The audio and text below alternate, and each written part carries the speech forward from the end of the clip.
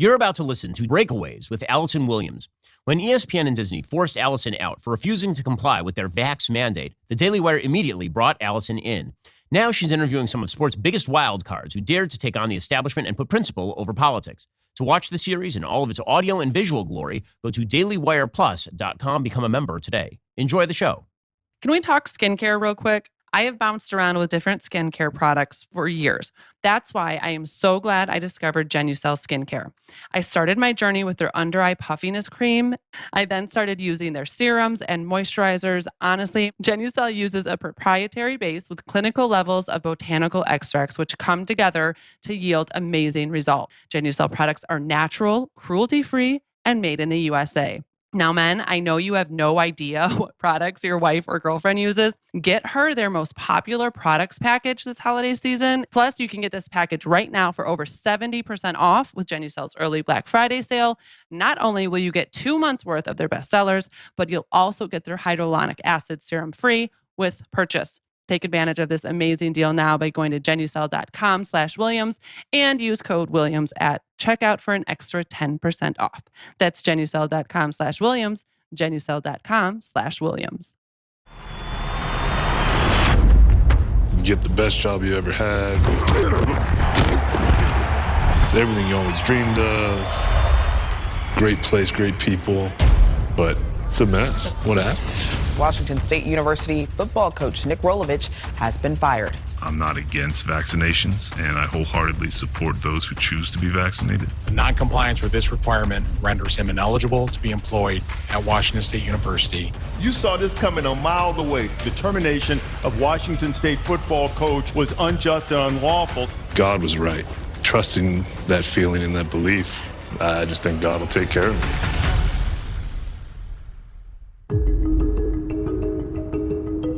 Nick, thank you for agreeing to sit down with us. I know this is the first time you've spoken publicly since you were fired as the head football coach at Washington State because of your refusal to get the COVID-19 vaccine. I want to get into the impact this has had on you personally, the impact on your family, the impact on you financially, the team, of course, what your future looks like. But I want to start with a simple question, and I know it's a complicated answer. Okay. But why did you not want to get the vaccine? Lack of answers, lack of dialogue, lack of any type of discussion that did not go with the narrative. Like, well, we can't even talk about this. Mm-hmm. Born and raised Catholic, 13 years Catholic school. You know, and I was struggling all since they said you're going to have to take the vaccine. And then, you know, when the priest broke it down to me and said, because he wanted to know why, and I said, this is just how I'm feeling. And he says, well, that's your conscience talking to you. And the Catholic Church recognizes your conscience. And I said, that was it. That was what was speaking to me the whole time. It was real hard.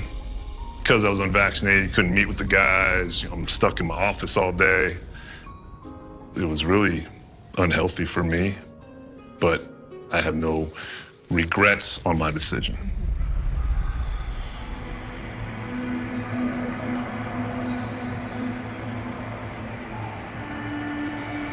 Not one person has come up to me in a negative way in public. Mm-hmm. And everyone who talks to me in public is supportive of my choice. The online world, I'm like a criminal. What's different for us than any other scandal, what others have with other people, is this really struck at people's primal fear of death, which pushed so much of the emotions over the top. Mm-hmm. And logic and critical thinking were just, the fear was so great. And it was almost surreal. Yeah. It was really what it was. It's hard, you know, you get the best job you ever had. Great place, great people, house, everything you always dreamed of. And then are you going to, quote unquote, give all that up for your decision? Mm-hmm. Or are you going to do it so you can continue to get your money? And just didn't make sense. Mm-hmm, mm-hmm. I mean, I get it. It's a lot of money. A lot of people called me, text me. I'll take 10 shots for that money. That's great. I won't. Not right now with what we know and how I feel. And it just, to me, sitting here 7 months later, to me, God was right. Trusting that feeling and that belief really did end up helping me out. Kind of reprioritizing. Right? Yeah, that was my thing. I was like, I cannot put a paycheck over principle. That's I good. just couldn't do it. That's tweetable. If I was back on Twitter, that's Hashtag, good. you can go with that one. Yeah. When I return. The biggest story in the state right now is Washington State University football coach Nick Rolovich has been fired. Earlier today, Rolovich was informed that he'd been terminated. He left the campus right after that. I thought, as a football coach, right, you don't need to talk about politics, you don't need to talk about religion, you don't need to talk about medical. That was all kind of off limits. For our staff, I just said, either you're for it, you're against it, I don't care. And it got real strange real fast. At what point did you realize these two decisions, being able to coach your team and not get the vaccine, are going to come to a head? Well, see, originally there was just a click the box in August where everyone's got to either put their vaccine stuff in, you're either getting a medical exemption or you click this box if you're getting a personal or religious. They were linked together in the box. The personal belief and the religious. Yeah, they were in the same box. So, boom, now I'm just coaching this team. Then the numbers must have come into a point where too many people clicked that box. And then the governor came out with taking away the personal exemption. We have not changed. The virus has changed.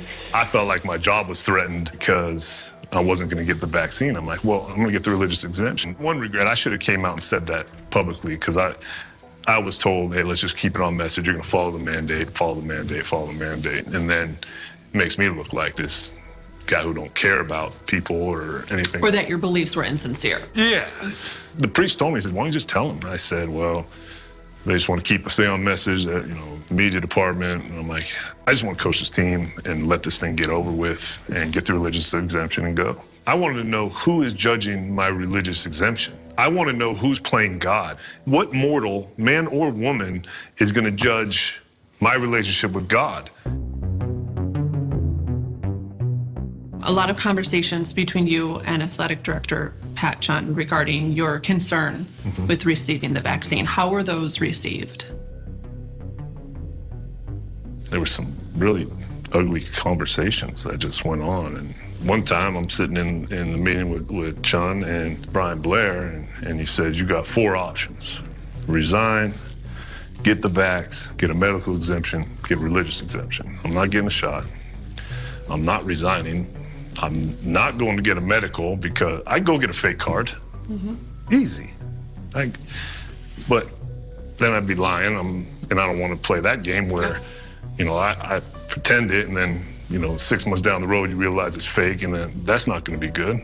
I'm going to do religious. And they both said, we're not going to believe you. The governor's not happy with you. I'm like... Well, you're the state's highest paid employee. But I didn't ask for that. All I said was yes.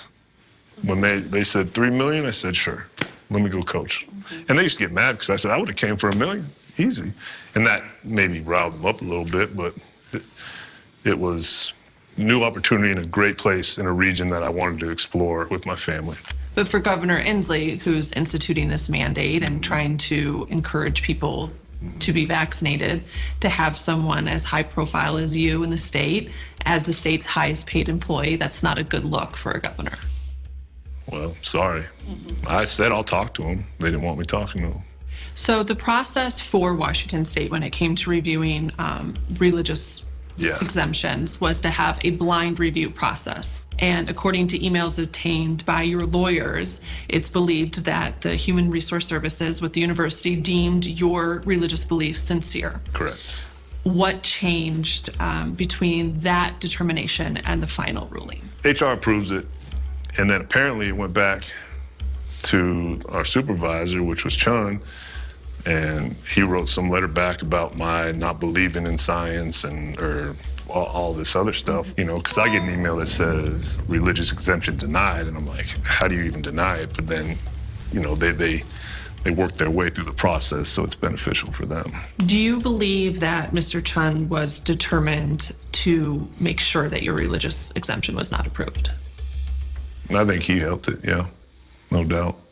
The noncompliance with this requirement renders him ineligible to be employed at Washington State University and therefore can no longer fulfill the duties as a head coach of our football program effective immediately. I think when it really started going downhill was when we had a Zoom with the athletic department and Dr. Palmer. Hello, I'm Guy Palmer. I've been studying infectious diseases for several decades. So he has a presentation for the athletic department. Right. Here's how the thing's set up, okay? Educational, Zoom, Dr. Palmer on the COVID vaccine, and there'll be opportunity for questions. And I'm like, cool, this is what we've been waiting for. Right. Let's talk about this stuff. And then it starts with this PowerPoint that is pulling from the New York Times, from a study that Pfizer's involved with, and that's the information you're giving us. Then the questions are planted question, assistant AD, planted question, assistant AD, planted question, assistant AD, planted question, assistant AD. And it's like, okay, that's pretty obvious that you guys were told to ask these questions, which is fine. If that stirs conversation, I'm good. But then David Fox raises his hand, and he was bringing up the thought, the rumor, the idea that there was not a lot of testing done on female reproductive systems and the spike protein. And he says, we have a lot of female student athletes of childbearing age in this athletic department. Right. He doesn't even coach a women's sport. He's just bringing this up to have a conversation about it. And it just gets kind of giggled at. The AD gets pissed off, says something, swears, and ends the Zoom. 2 weeks later, I get called in. He tells me I'm not renewing David Fox. And I'm going, why are you not renewing David Fox? He's a good employee. Good employee. All the answer was, he's an at-will employee. I've chosen not to renew him. So I said, come on, tell me, what did you do? I already said to renew him, and I was happy with the job he did. And he says that 3 or 4 times he's an at-will employee, and I call him an effing coward and walk out.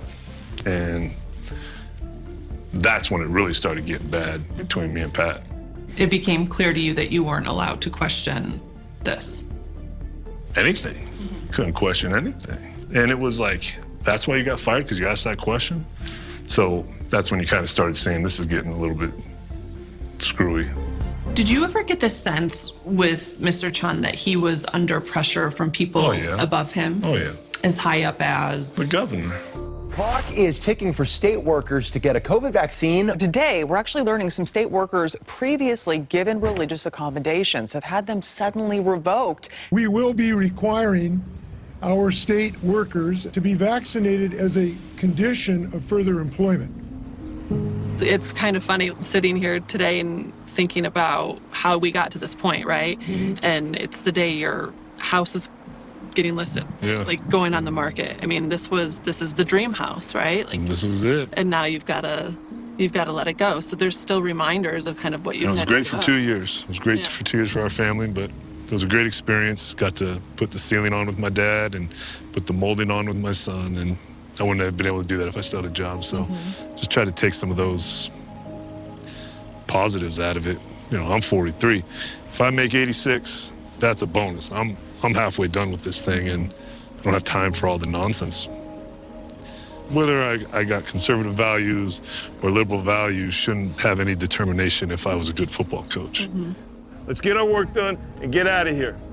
It shouldn't even be in the conversation. Can you lead a football team to wins and you know, shooting good young men into the world? Hey, that's a good throw. That's a good throw. And I don't know if I'll ever get that chance again. And if I don't, I don't. But it's hard to think about. I don't know what else I'm going to do. I mean, football in some capacity has been your identity for... Right. Well, it's given me everything I have in my life. Your whole life. It's the reason why I met my wife. You know, it's the reason why I have what I have financially with my kids, or, you know, everything. The truth doesn't see left or right. To me, the truth is the truth, and that's just, I might be wrong, but I'm not lying. You know, this is what I feel, and this is what happened. Even sitting here, this is the first football field I've walked on since Stanford game. Sandwiched, the ball is out, and Washington State is going to win. And the Cougars will cap off chaos with a third straight win. What do you remember about that Stanford game and kind of coaching in that, knowing that this could potentially be your last game of the season and the team was playing so well? Do you remember there being some I thought we had won 2 in a row, we're playing good. You know, we're up and down with Stanford. We win a close game, real dramatic. Defense is playing well. Gatorade bath. You know, we're jumping around a lot. I'm like, okay, look, we just won 3 Pac-12 games in a row. Now you're in position to win the Pac-12. Yeah. So you have the high of the Stanford win. The following Monday, you're terminated. Mm-hmm. What do you remember about that day? Just emailing HR, calling the, Brian Blair. Where is this thing at? Oh, we don't know yet. But they all knew. And then I get a call, okay, we're gonna have a meeting with Pat. I'm sitting in the meeting. They walk in, check your email. I'm like, what? So I check my phone. It says religious exemption denied. Here's your termination letter.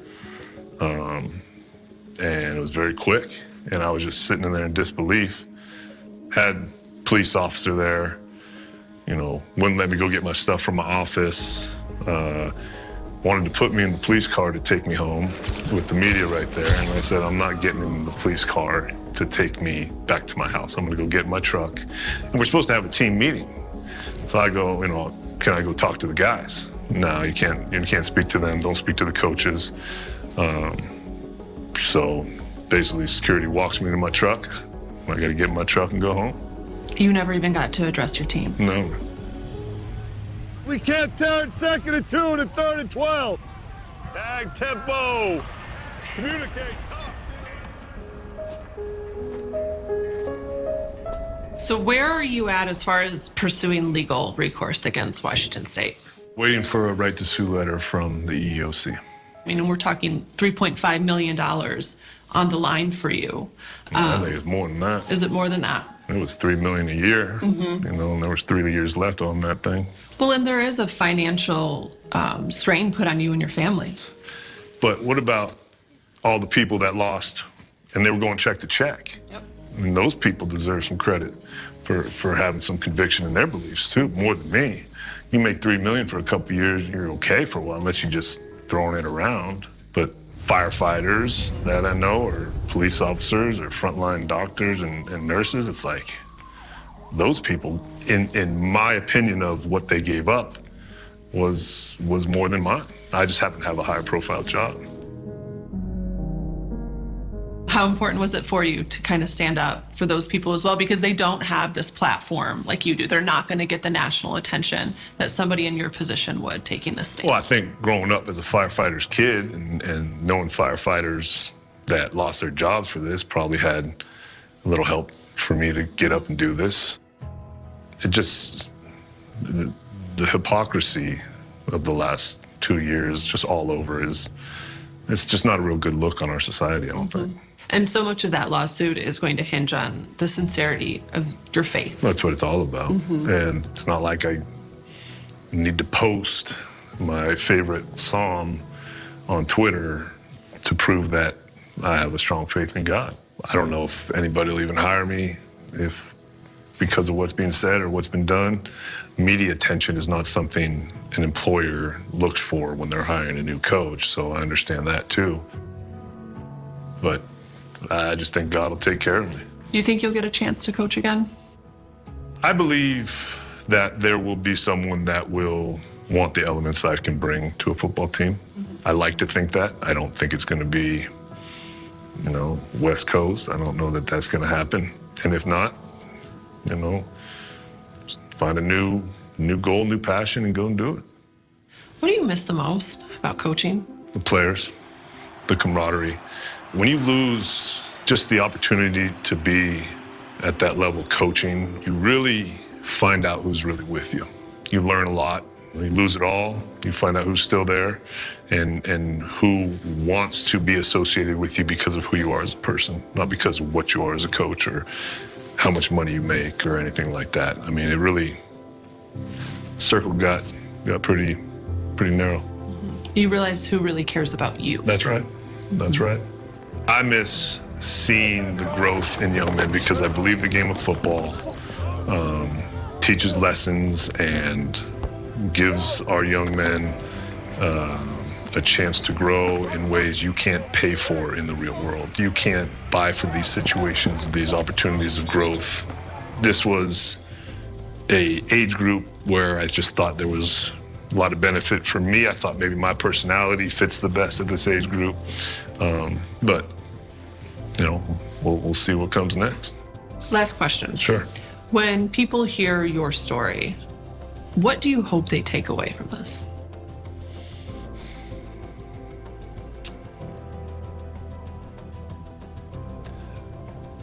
I've made it this far in life trusting my gut. Standing up for what you believe is right is okay to do. The vast majority of my life, I've tried to do the right thing, and that for me, it was the right thing this time too. Thank you, Nick. Thank you. Thank you for what you did. Hope you enjoyed that episode of Breakaways with Allison Williams. To watch the rest of the series, become a Daily Wire Plus member today at dailywireplus.com.